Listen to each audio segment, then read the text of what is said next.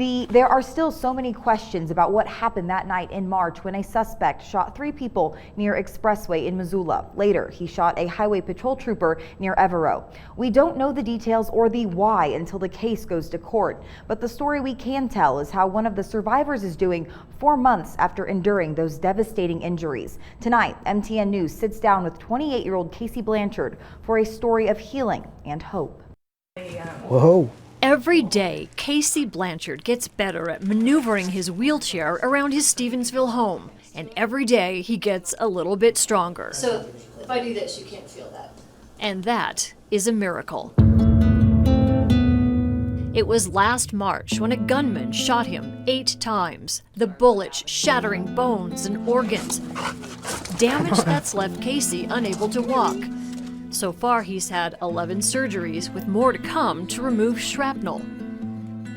As the bullets were hitting you, were you aware that that's what was happening, and did it hurt, or were you just... Yeah, it was, it felt like taking 1,000 wasps and getting hit in the face, per se, or getting stung a million times.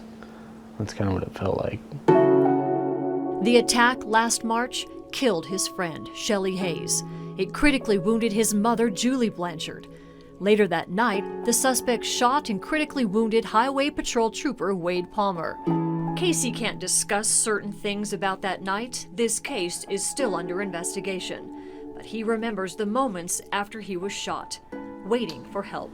More or less just thinking about the kids and wife and staring at the stars. That's about it. And then the paramedics picked me up. And then I don't know nothing for, literally, don't remember much for 3 weeks after that. Casey was rushed to St. Patrick Hospital and later flown to Salt Lake City. When his wife Leah saw her neighbors, the Palmers, in the same hospital, it was confusing until she realized Casey and Wade were both critically injured that same night. It would be weeks before Casey knew the full extent of what happened. I didn't even know really what was going on. I thought I was in a big dream. Told myself to wake up. They would have to tell every nurse coming on shift not to say anything, because they didn't want him to decline. Gotcha. And finally he started asking questions like, where are the other 2? What happened? Where's my mom? And the nurses were kind of the ones that said, I think it's time you tell him. He's asking a lot of questions. He's awake. As the months passed, Casey got stronger.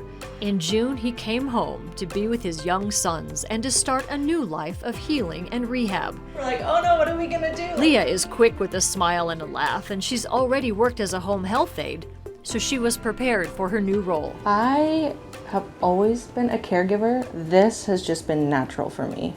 I don't want to say it's natural because what happened was super sad, but it has been amazing because I am a caregiver. I love taking care of people. I take care of my kids, and so I didn't think it was abnormal.